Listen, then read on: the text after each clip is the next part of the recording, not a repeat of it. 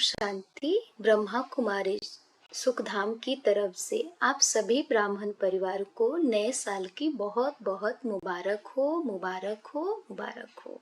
आज 1 जनवरी 25 का महावाक्य है, मीठे बच्चे, तुम ज्ञान की बरसात कर हरियाली करने वाले हो। तुम्हें धारणा करनी और करानी है। आज का प्रश्न है, जो बादल बरसते नहीं है उन्हें कौन सा नाम देंगे? उत्तर, वह है सुस्त बादल। चुस्त वह जो बरसते हैं। अगर धारणा हो तो बरसने के बिना रह नहीं सकते। जो धारणा कर दूसरों को नहीं कराते, उनका पेट पीठ से लग जाता है, वह गरीब है, प्रजा में चले जाते हैं। दूसरा प्रश्न है, याद की यात्रा में मुख्य मेहनत कौन सी है? उत्तर, अपने को आत्मा समझ बाप को बिंदु रूप में याद करना। बाप जो है, जैसा है, उसी स्वरूप से यथार्थ याद करना, इसमें ही मेहनत है। आज का गीत है, जो पिया के साथ है। ओम शांति। जैसे सागर के ऊपर में बादल है, तो बादलों का बाप हुआ सागर। जो बादल सागर के साथ है, उनके लिए ही बरसात है। वह बादल भी पानी भरकर फिर बरसते हैं। तुम भी सागर के पास आते हो भरने के लिए। सागर के बच्चे बादल तो हो ही, जो मीठा पानी खींच लेते हो। अब बादल भी अनेक प्रकार के होते हैं। कोई खूब जोर से बरसते हैं, बाढ़ कर देते हैं, कोई कम बरसते हैं। तुम्हारे में भी ऐसे नंबरवार है। जो खूब जोर से बरसते हैं, उनका नाम भी गाया जाता है। जैसे वर्षा बहुत होती है तो मनुष्य खुश हो जाते हैं। यह भी ऐसे हैं, जो अच्छा बरसते हैं, उनकी महिमा होती है। जो नहीं बरसते हैं, उनकी दिल जैसे सुस्त हो जाती है, पेट भरेगा ही नहीं। पूरी रीति धारणा न होने से पेट जाकर पीठ से लगता है। फैमिन होता है तो मनुष्यों का पेट पीठ से लग जाता है ना, गरीबी भूखमरी आ जाती है। यहाँ भी धारणा कर और धारणा नहीं कराते तो पेट जाकर पीठ से लगेगा।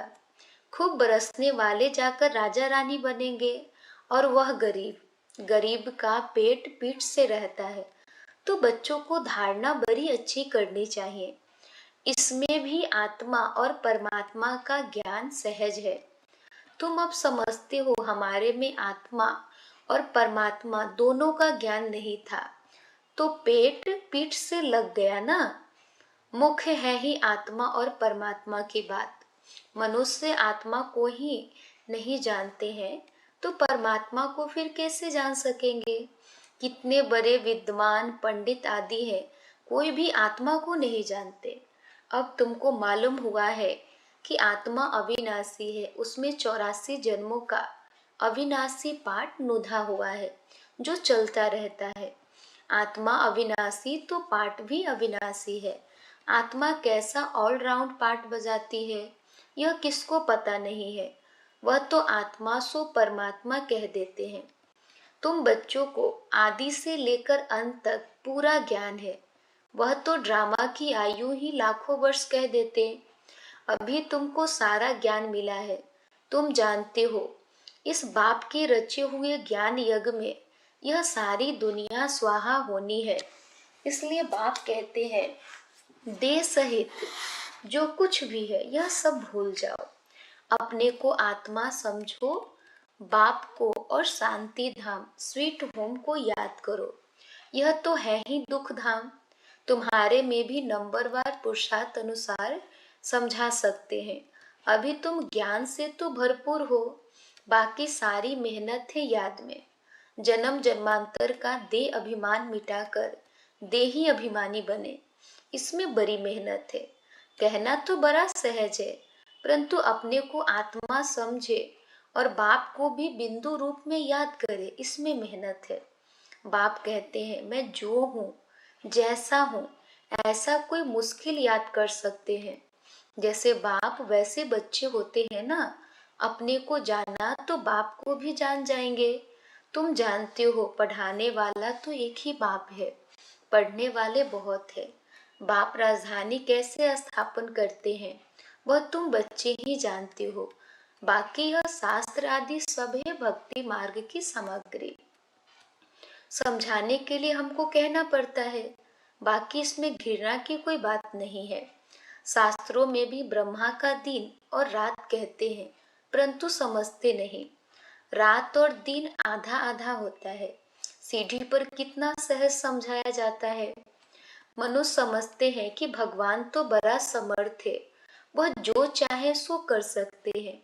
लेकिन बाबा कहते हैं, मैं भी ड्रामा के बंधन में बांधा हुआ हूँ। भारत पर तो कितनी आफतें आती रहती है, फिर मैं घड़ी घड़ी आता हूँ क्या? मेरे पाठ की लिमिट है। जब पूरा दुख होता जाता है तब मैं अपने समय पर आता हूँ। 1 सेकंड का भी फर्क नहीं पड़ता है। ड्रामा में हर एक का एक्यूरेट पार्ट नुधा हुआ है। यह है हाईएस्ट बाप की री इनकॉर्नेशन। फिर नंबरवार सब आते हैं, कम ताकत वाले। तुम बच्चों को अभी बाप से नॉलेज मिली है, जो तुम विश्व के मालिक बनते हो। तुम्हारे में फुल फोर्स की ताकत आती है। पुरुषार्थ कर तुम तमो प्रधान से सतो प्रधान बनते हो। औरों का तो पार्ट ही नहीं है। मुख्य है ड्रामा, जिसकी नॉलेज तुमको अभी मिलती है।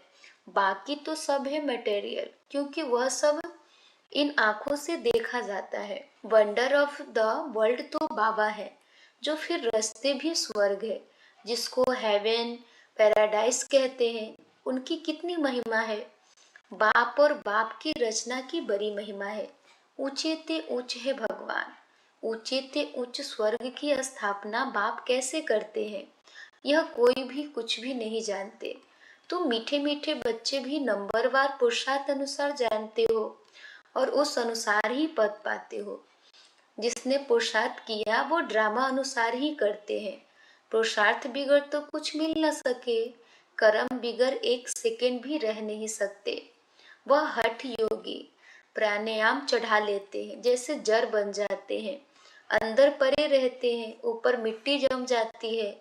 मिट्टी के ऊपर पानी पड़ने से घास जम जाती है, परंतु इससे कुछ फायदा नहीं। यह तो हठ योग हो गया ना, शरीर को कष्ट देना। बाबा कर इससे कुछ भी फायदा नहीं है। कितना दिन ऐसे बैठे रहेंगे? कर्म तो जरूर करना ही है। कर्म सन्यासी कोई बन न सके। हाँ, सिर्फ खाना आदि नहीं बनाते हैं, इसलिए उनको कर्म सन्यासी कह देते हैं। यह भी उन्हों का ड्रामा में पार्ट है।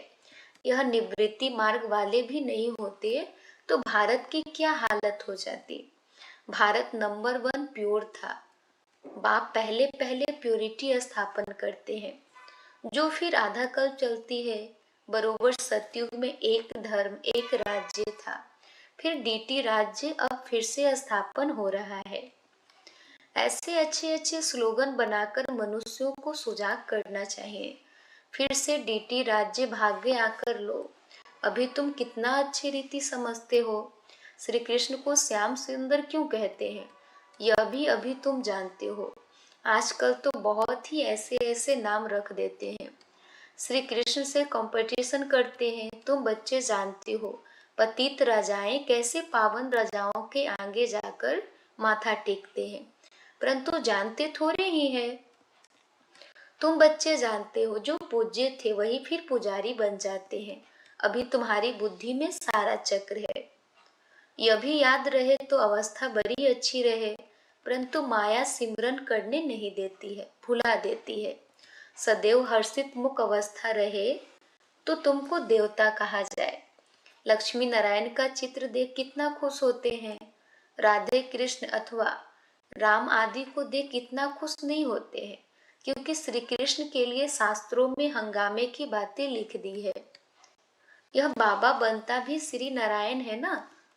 बाबा तो इन लक्ष्मी नारायण के चित्र को देख खुश होते हैं। बच्चों को भी ऐसे समझना चाहिए। बाकी कितना समय इस पुराने शरीर में होंगे, फिर जाकर प्रिंस बनेंगे। यह एम ऑब्जेक्ट है ना। यह भी सिर्फ तुम जानते हो। खुशी में कितना गदगद होना चाहिए।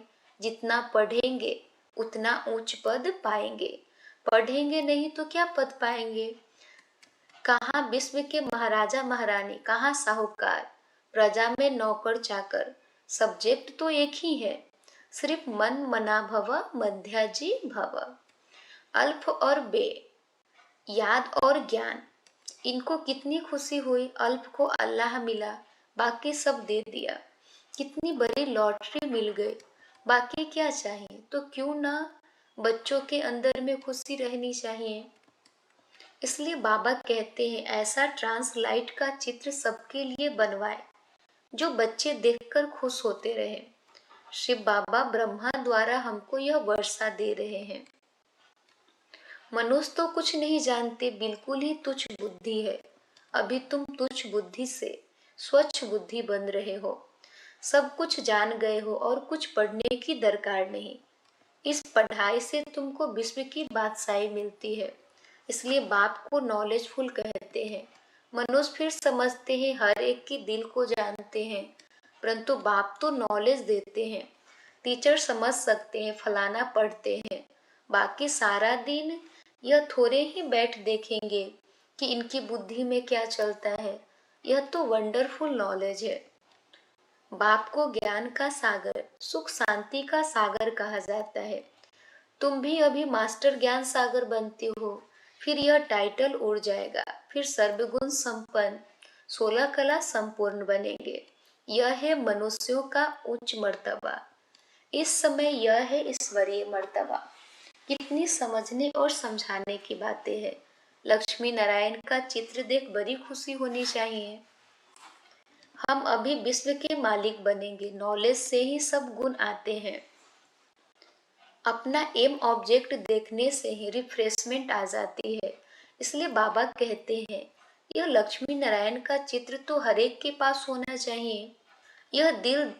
यह चित्र दिल में प्यार बढ़ाता है, दिल में आता है बस यह मृत्यु लोक में लास्ट जन्म है, फिर हम अमर लोक में यह जाकर बनूंगा तत्वम। ऐसे नहीं कि आत्मा सो परमात्मा, नहीं, यह ज्ञान सारा बुद्धि में बैठा हुआ हो।